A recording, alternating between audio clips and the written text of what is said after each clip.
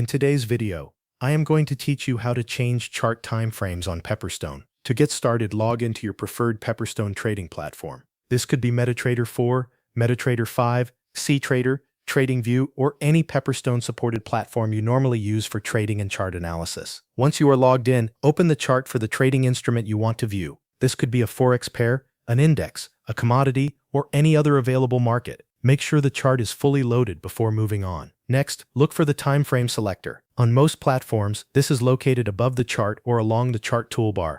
It may display the current time frame as a short label, such as M1, M5, M15, H1, H4, D1, W1, or MN. These labels represent different chart intervals, from 1 minute up to 1 month. Click on the current time frame to open the list of available options.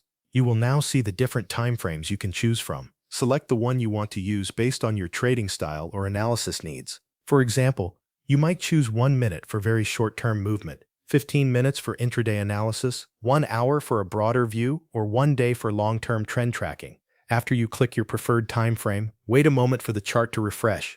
The platform will redraw the chart using the new time interval. This allows you to view price action in a different way without changing the actual market or instrument.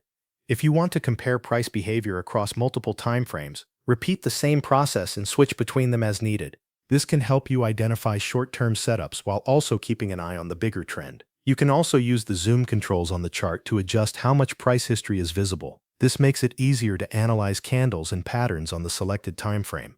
The shorter time frame may show more detailed price movement, while a longer time frame gives a cleaner view of the overall trend. As you switch between chart intervals, review how the price movement changes. Notice how support, resistance, trend direction, and candle formation may look different depending on the time frame you select. Before you continue, confirm that the selected time frame is displayed on the chart. This helps make sure you are analyzing the market from the exact perspective you want.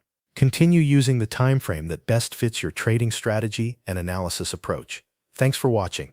That covers everything you need to know.